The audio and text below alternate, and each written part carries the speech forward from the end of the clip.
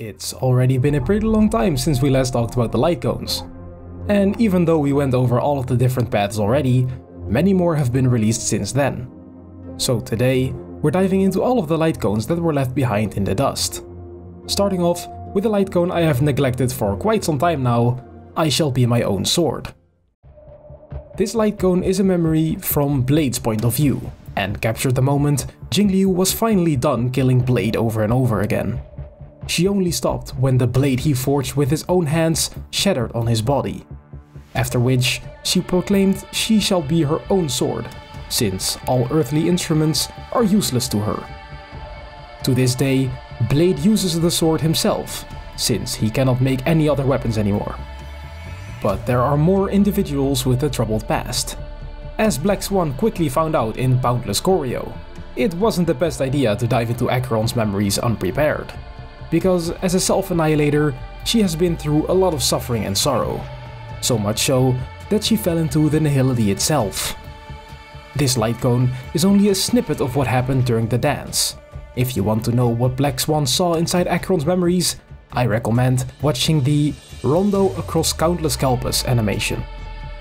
Speaking of Acheron, in Along the Passing Shore, she stands on the border between existence and nothingness. A place where she stops the deceased from falling to nihility. Ironically, there is not much to say about this Lightcone. But I guess it's kind of soothing to know that the one guiding the souls of the dead onto the right path will always weep for the departed. But let's take a step back and look at the history of the Astral Express for a moment. Just like the other factions, the Trailblazers have their own stories to tell. But these stories are a lot more scattered than normal because of their tumultuous past. On For Tomorrow's Journey, the old crew of the Astral Express is shown having a good time right before they embark on their journey on Penacony. From left to right, we see Rosalina Jane Estella, a scholar in the field of Memoria Dynamics, Mikhail Char Legwork, the mechanic of the Astral Express, and Tiernan Breukelen, a skilled fighter and gunslinger. After freeing Penacony and transforming it into the Land of Dreams, Mikhail died peacefully, leaving his trailblazing world behind in the form of Misha. As for Tiernan, he faced off against many enemies, such as the Swarm and even an emanator of the destruction, Lord Ravager Zulo, after which he disappeared and was presumed dead. It was later revealed that he met Acheron, to which he left his relics after passing away. Rosalina wished to figure out the secrets behind the primordial dreamscape, so she piloted a shuttle into the memory zone. She was never heard from again, so she is presumed dead as well.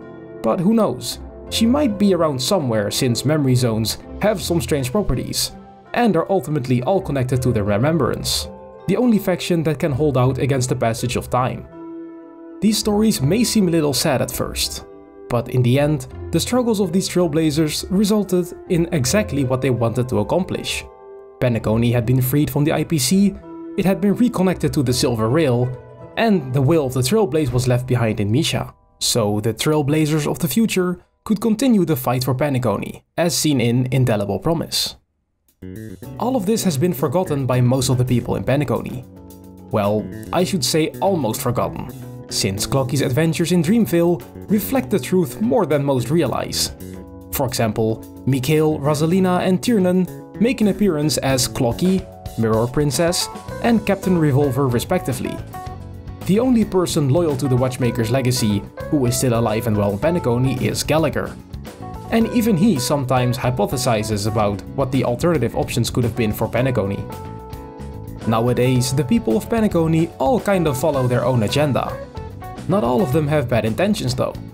For example, all Sunday ever wanted to do was support his sister and keep her safe. And Robin herself only wants to help the suffering and hopeless.